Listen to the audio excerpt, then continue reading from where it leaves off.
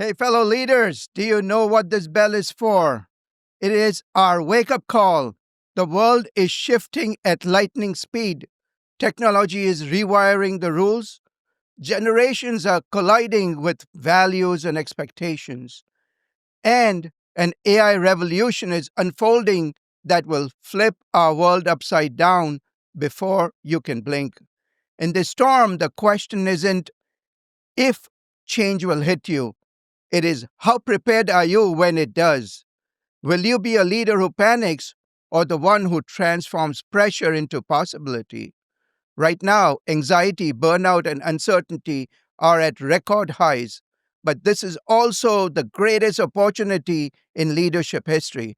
If you know how to lead with clarity, courage, and higher consciousness, that's why we have created a superconscious leader, not just to help you survive the chaos, but to help you rise above it and thrive, turning disruption into your greatest advantage. Remember, in the age of AI, you don't need to be superhuman. You just need to be superconscious.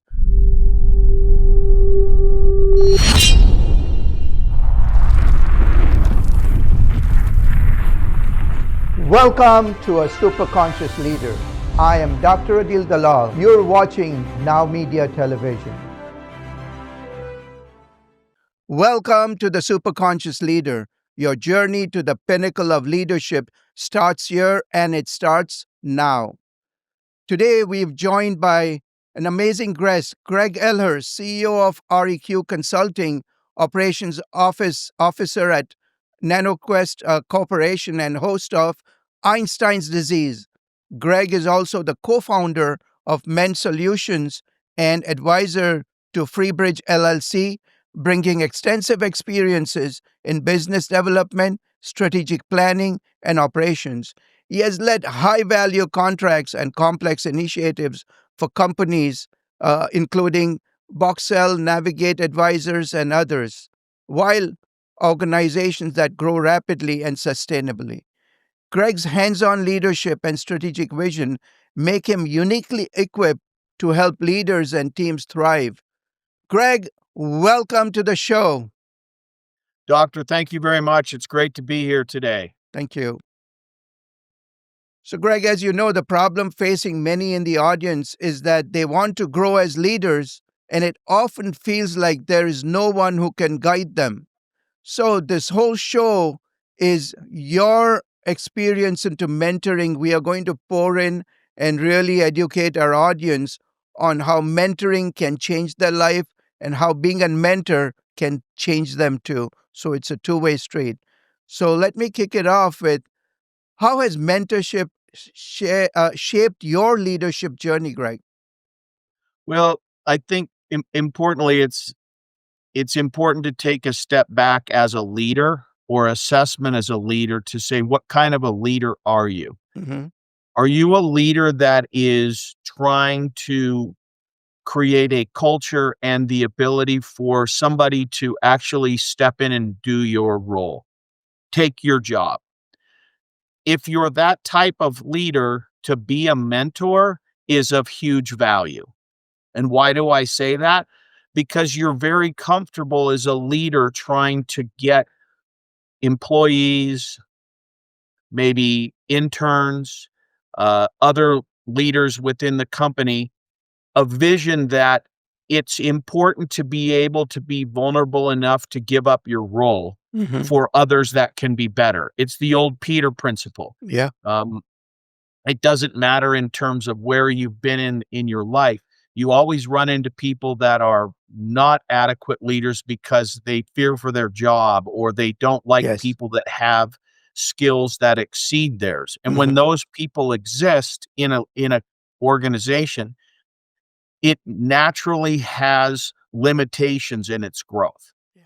So to be a mentor or to put people in that mentorship position, it's important to assess their level of confidence, not only in and of themselves, but how they have been developed as a company leader in some form or fashion. So I think that's the most important aspect to start with when you think about mentorship. Does that Excellent. help frame the question? Absolutely. This is, very insightful. Thank you, Greg. Oprah Winfrey says that a mentor is someone who allows you to look for hope within yourself. What are your thoughts on, you know, really guiding people through finding that treasure within them, allowing them to hope for the better tomorrow? Have you? Yeah. Um, uh, I'm I'm not familiar with anything that Oprah's ever said or done. So that is, and I've never, she's obviously extremely successful, but I haven't ever followed or looked for her for guidance. I think when you think about mentorship, Mhm. one of the first things that's important when you take on and become a mentor for somebody is to understand what their personal risk factor is. Okay. What can they actually do? I have probably given this, speech or this, pep talk to I don't know how many hundreds of people, but when you look at your career path, Mhm. when you're going to start a job and your career, there's one big giant tree on this earth, and on that tree is where everybody that works or their families exist. Mhm.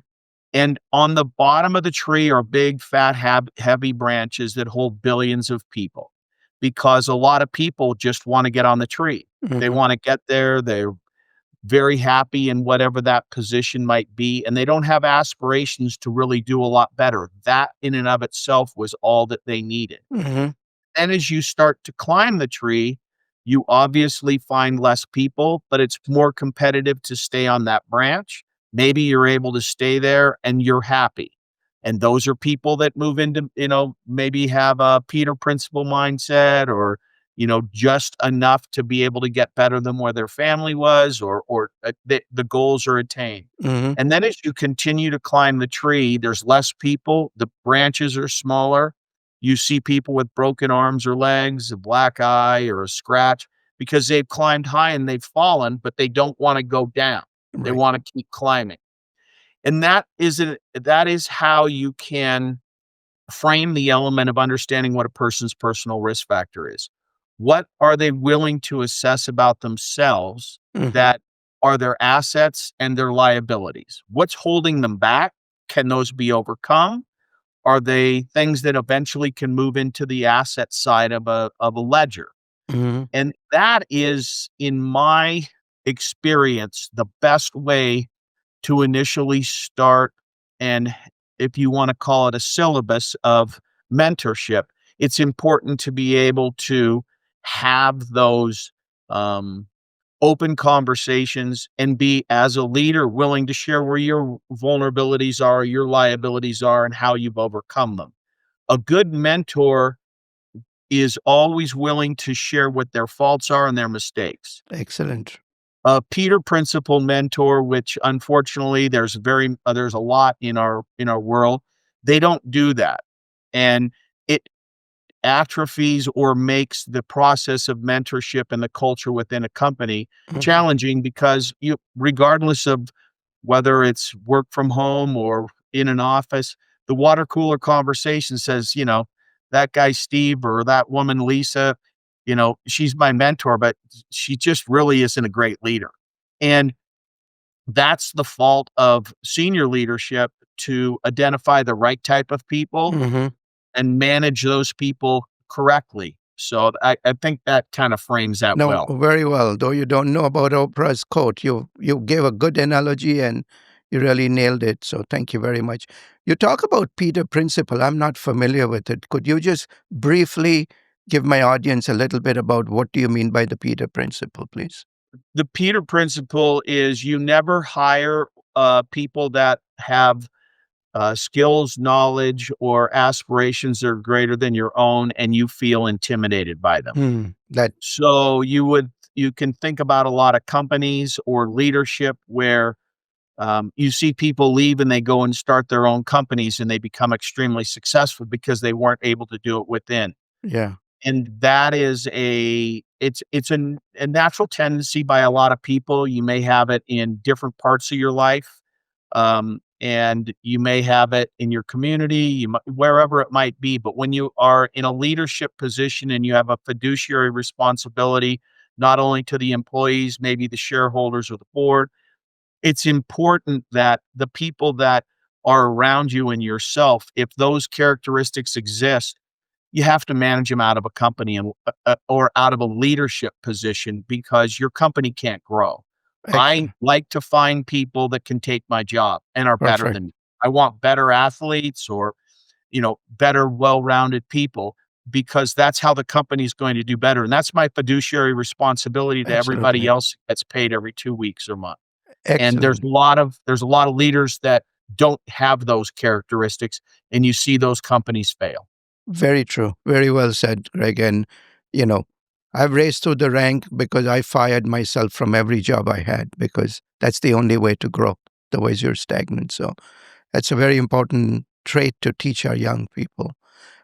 Greg, how do you mentor others to develop their superconscious leadership skills? Well, I I think the answer is, or the question should be, how do you identify people in a mentorship position where they have that desire, they have that want Hmm. to grow from within and become a better person? And that really comes down to having authentic conversations, getting people in a vulnerable situation to truly share who they are. This isn't about, um, certain elements of their life, but it's very important all the elements that affect them at work. Hmm. They're able to assess those privately and maybe with the mentor themselves, about where they are and what they're actually capable of and their desires. Where does work fit in? We use that euphemism of work-life balance. But if I find you and you're a rising star in the company, and I Yes. can identify that over 5 or 10 years you can become the CEO, and I share that with you, it's important to understand whether or not you actually want to take that work because there isn't a lot of balance, Yeah. work-life balance to become a CEO. Work becomes a much more significant weight within Hmm. your life, within how you behave and everything else. Those types of things, um, are how you get to somebody to understand if their super conscious at Yeah. consciousness, as you say, is actually aligned with what you're trying to accomplish in your mentorship role. Excellent. I think it's amazing. Our frequency is at the same level because this is how I think. And this is exactly, I think, every leader needs to be like the, judge on the American Idol, finding that talent which can grow to the next level. And if they're not doing that, they're not truly a leader. So well said, Greg. Thank you. Can you share a story where mentorship has transformed a leader or a team? Well, I would say that the answer to that is yes. I think, um, I spent many years on Wall Street, and one of the main characteristics through the years has been the need or the belief that everybody needs to have a very high acumen in math and engineering and things like that. And characteristic wise, and I still see it today. Most of those people do not have good interpersonal skills, or they were Hmm. never developed because they were in competition, were driven to be very good at um, their desired uh, profession and within their class. You go to schools like MIT or Georgia Tech or Michigan or Hmm. Berkeley, any of these schools, the competition is very high. And the competition isn't about how well you can communicate with others. It's how well you can excel in the program, which in all cases is a science to some degree. Excellent. Those people, they can't look you in the eye. They don't have the ability to listen and anticipate how to keep the conversation going, ask the questions, and provide skills. And as the world has, whether you open it up with AI, That's just somebody you hire. But what Mm-hmm. technology has done is it's given everyone the ability to become lazy or atrophy a lot of their Yeah. communication skills, cognitive skills, to be able to talk like you and I are right now. Mm-hmm. Most people, or a majority of people, especially in the 18 to 40, they probably don't have the ability to give you and I 100% of our mind share about what we're talking about. Sure. They're gonna be on their phone, they're gonna be trying to do Mm-hmm. something else, and that doesn't give them the ability to truly listen to what we're talking about or have a authentic conversation. Um, spent a lot of time with some of those people, and it's whether it's a coaching tree or it's where things are. Many people that have done very well on Wall Street Mm-hmm. reach back out to me and say, you know what, you taught me a lot of things that really gave me the ability to get to where I am.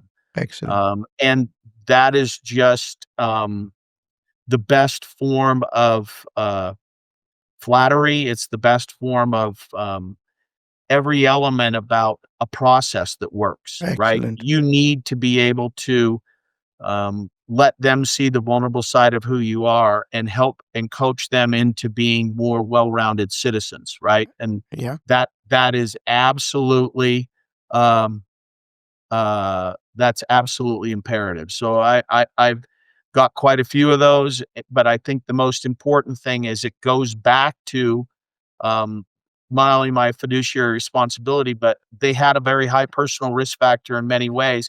They just never had the need because their cohort were people that didn't have any social skills. Now all of a sudden they move into an element of needing social Mm-hmm. skills, and they were able to excel at it, but they needed somebody to mentor them to be able to get them there. Excellent. Thank you. Thank you, Greg. That was very insightful. So don't go anywhere. We'll be right back after a short break.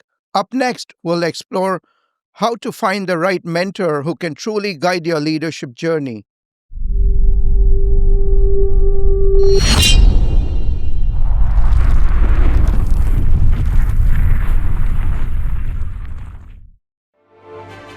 Stay tuned. We'll be right back.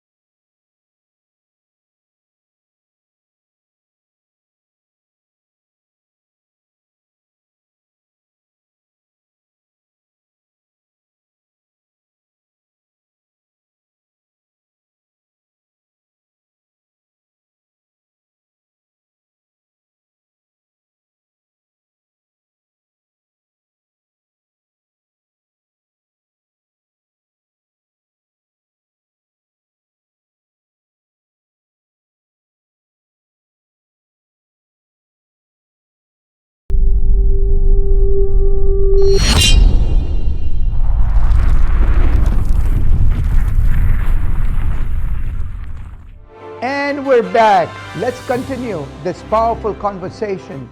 Welcome back to the Superconscious Leader. Loving what you're watching? Don't miss a moment of the show or any other of your favorite Now Media TV shows, live or on demand, anytime, anywhere. Download the free Now Media TV app on Roku or iOS for instant access to your full bilingual lineup. Prefer to listen on the go? Catch the podcast version at nowmedia.tv. From business and breaking news to lifestyle, culture, and everything in between, Now Media TV is streaming 24/7, ready whenever you are. Welcome back to A Superconscious Leader. Greg, in this segment, we're diving into leadership and how leaders can find the right mentor, the person who can guide them through challenges and growth opportunities. Many in our audience know mentorship is important, but it often feels impossible to find someone they can trust. So the challenge for viewers is knowing mentorship is important, but feeling unsure how to find a trustworthy mentor. How did you identify mentors who had the biggest impact on your personal growth? Well, I guess the most important thing in answering that question is I had to understand who I was and what I was looking to do and Mhm. achieve, and establish a baseline. My career has changed, my path has been altered, but the reality is you have to establish a baseline. And in establishing a baseline, then you can assess yourself in days, months, weeks, quarters, or years, whatever you want to say. Yes. But you have to have a baseline. And then once you've established a baseline in the direction you want to go, you want to identify somebody Mhm. that has a, achieved success in the path that you're headed, Mhm. but is also someone that is willing to not only be a mentor, but to understand your journey, Yes. because there's a lot of people out there, and I experienced it starting out where, you ran in I learned all about the Peter principle pretty quick. These people, Mhm. they didn't wanna really help me because they were fearful I was gonna take their Mhm. position. Yes. That's not a criticism of everyone, it's just a criticism of some. Yeah. You have to find those people. Sometime they're within your company, sometime they're not. But you have to be able to be vulnerable to say, "Look, this is where I'm trying to go. I need some help. Yeah. This is what I would like to achieve. Can you tell me if I'm being realistic, et cetera, et cetera?" And that requires some time and some vulnerability in terms of open conversations. You gotta Mm. go and meet with somebody and say, "Hey, look, I'm really interested in growing in my career. This is who I am. This is what I like." And you have to be able to share that with them, you Right. know? If you can't do that, you're never gonna get a good mentor. What you're gonna get is you're gonna get a pretender, Right. and you're pretending because you're not actually doing what you need to get further ahead. Does that make sense? Absolutely. And do you have a mentor who has made an impact in your life? I've had several, Several? absolutely. Okay, fantastic. That is a good point, is that you don't need to be with just one mentor. As you grow into your career, you will have to kind of grow into a new mentorship. And as you have gaps, you're looking for those gaps, and different mentors will be able to fill that. So, excellent point. Greg, what is the difference between mentoring and coaching? Well, It's it used to be pretty well defined many years ago, but we've really kind of, blended it together in a lot of ways. A Yes. coach can put you on the bench. Hmm. A mentor can be somebody that doesn't have the ability to put you on the bench. Okay. And by what do I mean by that? If you use a sports analogy and you play, basketball, I'm not a basketball player, but if you do, and you get 3 fouls, they put you on the bench Yes. because they want you to stay in the game. That's what a coach can do.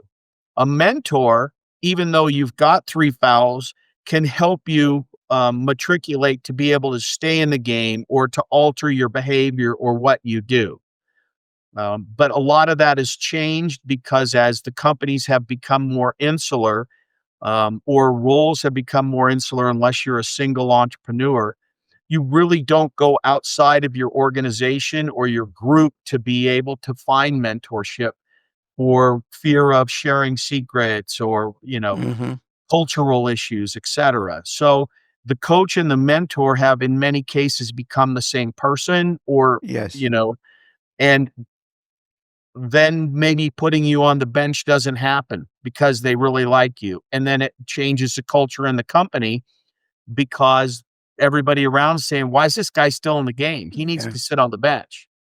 And conversely, maybe the coach is hard on you Hmm. and you don't get to play as much as you should. And Right. people are like, "Why isn't Greg able to do that?" Hmm. So there's a defining difference, Yeah. but it's become much more blurred in our society. Excellent. Very well said, and really brings out the difference with an analogy of coach. Very, very, very good answer, Greg. Thank you. How do you, one of the things I struggle with, or I try to consciously do, is I had a mentor who was amazing and I learned a lot from them.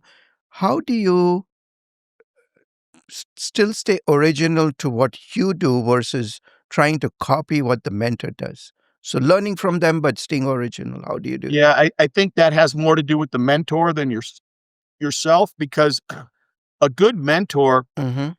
wants you to explore and understand who you are. And a good mentor that isn't vulnerable and fearful of their career or fearful of their position is going to put you more in a position where you do take on your better self or explore who you are. Um, I go back to the adage because you run across them a lot, and your audience is going to really resonate with this. When you have a manager or somebody that you know doesn't like people that have better skills or better vision, Mm-hmm. and they put them down or they manage them out, it affects not only the culture, but more importantly, they're more likely to say, "Be like me," because they don't want you to let people see the skills that the person actually has that can actually be a better leader. And so that becomes a big challenge. So I don't try and have anybody be like me, right? Awesome. Awesome. Because uh, all my faults are things that other people don't need to experience. They need to Mm-hmm. understand why my faults materialize, how I identified them, and hopefully it makes them a better person without having to go through the situations that I did. Excellent. What a insightful answer, Greg. Thank you. Appreciate that. Obviously, you've gone through challenges to come up to the level you are. Is there a mentor, a personal story you can share where a mentor helped you overcome something major in your life? Um, well, I guess the answer to that is, of course, defining the challenges, defining the success. I think the hardest way to look through that lens is it's not the big events that you need mentorship where you have a setback. It's the small events that give you the ability as a person to be able to adjust when things don't go as they should, Got right? it. If all you do is have somebody that's there when the house is on fire, Hmm.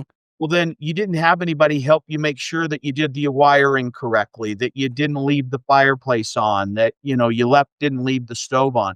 You needed somebody as a mentor to be able to ensure that when bad things could happen, they didn't happen because you learned how to get beyond those. So when something outside of your control or something with respect to your behavior or actions put you in a position that you have a setback, Hmm. you have the ability to move forward because you've got a good foundation and you have a lot of confidence in who you are. So Excellent. I don't think that, and have friends, and I've had the same situation where I've had setbacks. I might call somebody and talk to them about my situation, Mm. but they're not going to be able to help me out of that situation because it's behind me. It happened, right? It's the mentors that have given me the ability to when I do call and say, "Hey, doctor, this is what happened to me, and Mhm. this is where I am. I kind of want to give you an idea of, what I'm thinking to be able to right the ship or, tact in a different way." Mhm. Um, and then I listen to what you are willing to, when you give me your time to listen to my situation and what I'm going to do, Mhm. maybe there's something that changes. But it's more about the foundation that's so important.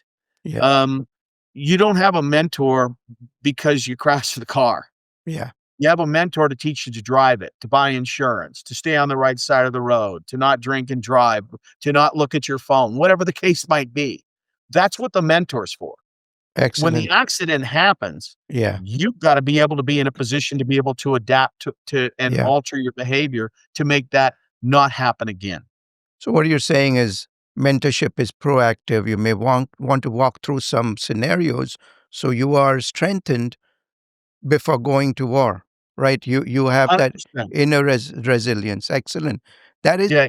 Very different way of looking. I've never looked at it that way, Greg. Thank you very much. That gives me a totally different perspective on mentorship. So Greg, for viewers eager to learn more about mentorship or connect with you, where can they follow you on social media and other places? Well, I mean, you can find me on LinkedIn. My website is reqconsulting.net. I think the most important thing is that um, if people are truly interested in being able to um, have interest in a coach, have interest in a mentor. As I said, they were different for a long time. Now they've kind of blended. But if you have the ability and you're an entrepreneur, or you have the ability because you're a rising star and you want somebody outside your company, and they have the within your organization, they give you the ability to have outside mentors to work with. Um, Love to talk to people like that. I do it on a Excellent. regular basis. I think the most important thing with all of that um, is just the person that is interested in the way Hmm. I do intakes is I assess their true vulnerability and their risk factor. Excellent. And in many cases, I tell people no. And the reason I tell them no is because they're not ready, Yeah. or because they need somebody that's different than me. And Okay. that in and of itself is a behavior characteristic that a lot of people today don't have. Everybody's willing to always just say, "Yes, I can do that. Yes, I can help you." I can't. And if I can't help you, but you've got there's things out there that are so important not only to yourself, but to myself. I don't accept failure. Yeah. I find a way to tact around something that's not working to find a way to have success. I do that in mentorship. I do that in business coaching, but Hmm. you you need to find somebody that'll say no. No, Excellent. I can't help you with this, or no, this is not my strength. Not because um, you want to keep searching, but because if you truly are looking for a mentor or a business coach in some way as an entrepreneur, Hmm.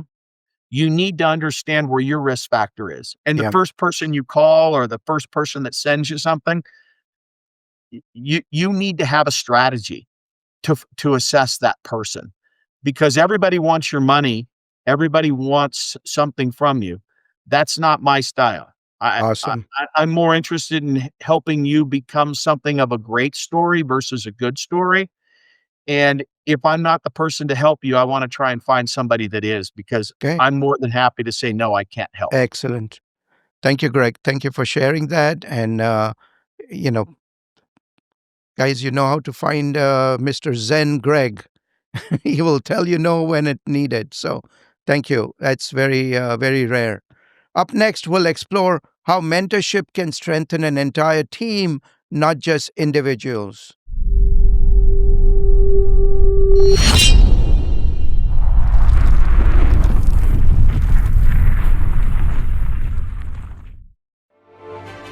Stay tuned.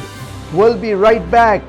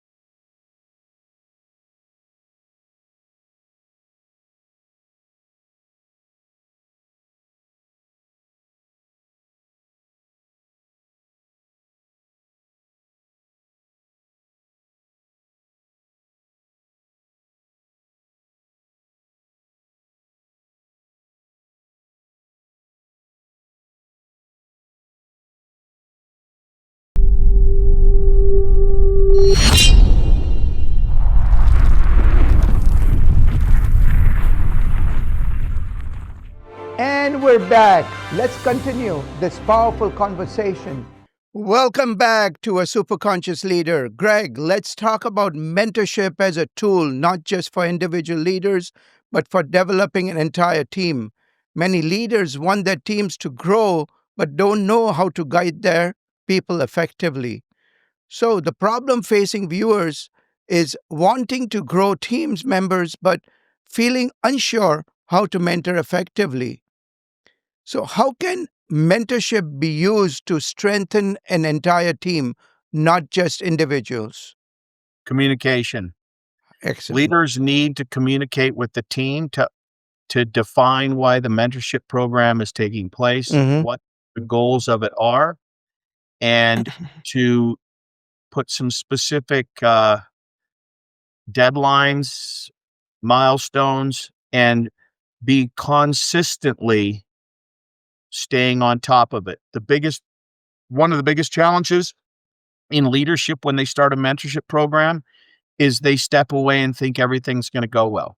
Leaders need to stay present in the process, whether it's monthly, check in, quarterly, whatever the case might be, to assess where it is and how the company is doing because of the mentorship program and feedback and share it with everybody else. That's the most important part. Excellent. Excellent. Thank you. What are the signs that a team member is ready for mentorship? Well, the signs that team members ready for membership, it's important that their managers or other people are observant of who and what they are to be able to it's the same adage of anybody out there that's had a child. When is the child ready to walk? When is the child ready to crawl? When is the child ready to be potty trained? When is the Mhm. child ready to go to school? If you're an observant parent, if you're a loving or observant, responsible manager, you know those same things. When is that person ready to be mentored? It the answer is it depends, but it's most important that the management have the skills to be able to Mhm. assess and observe when that is.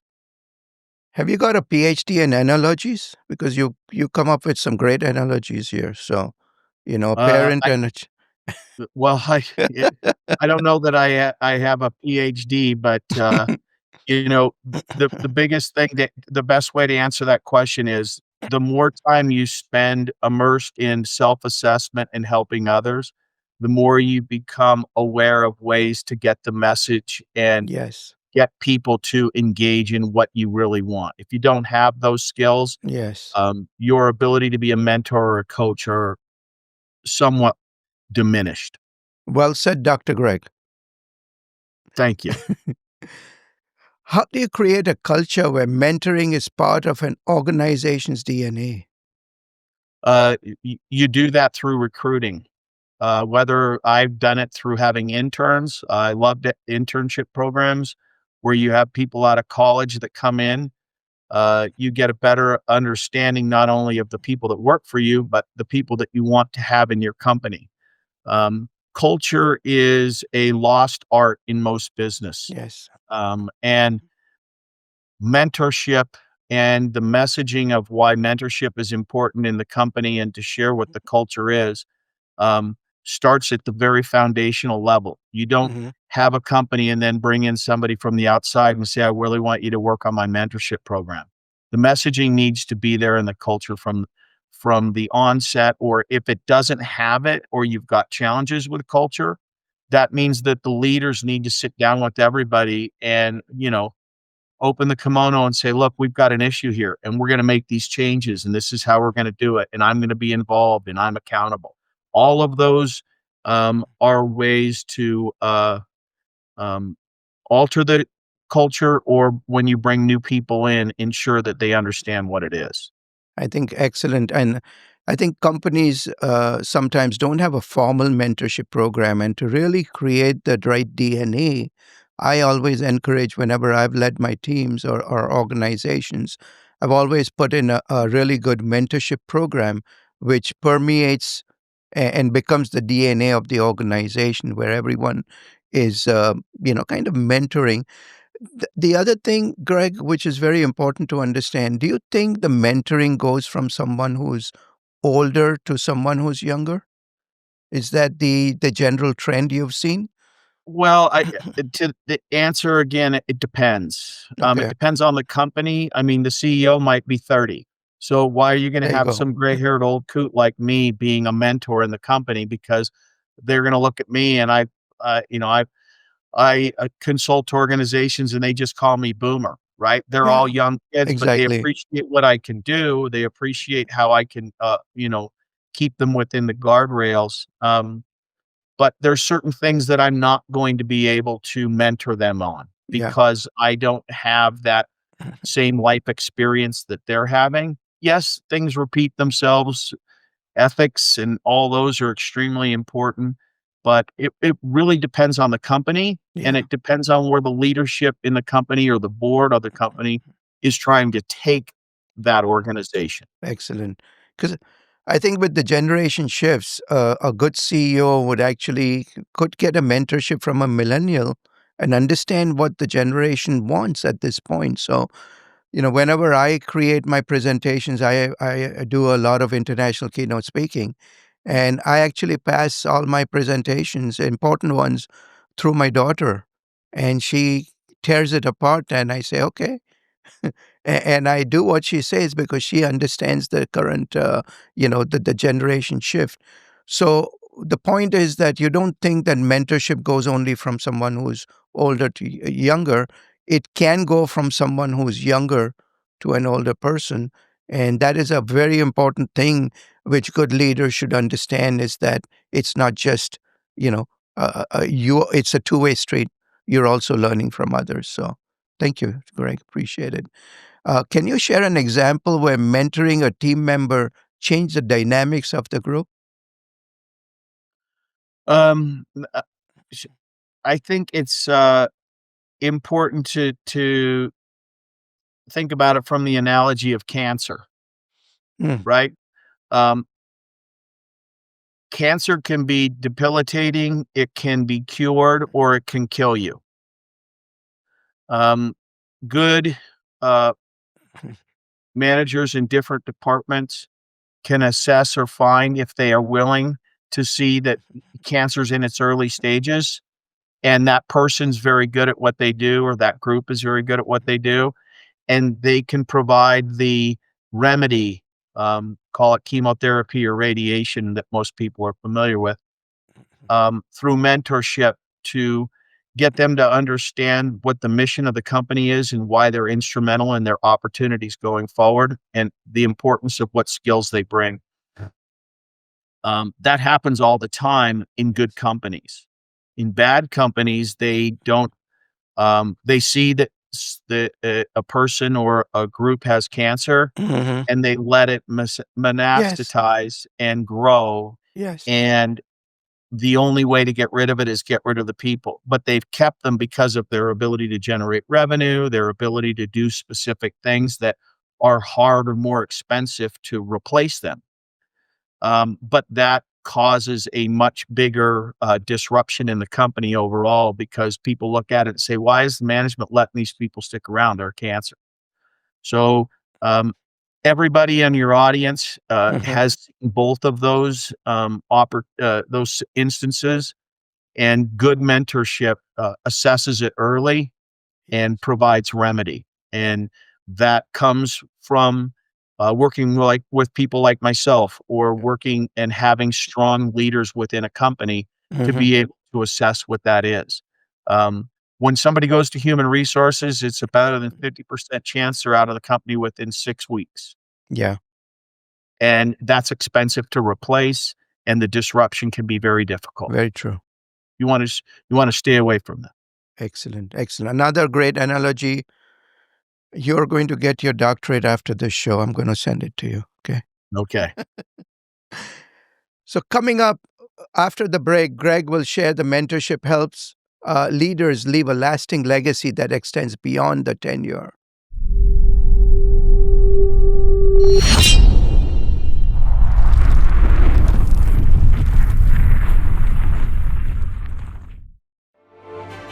Stay tuned. We'll be right back.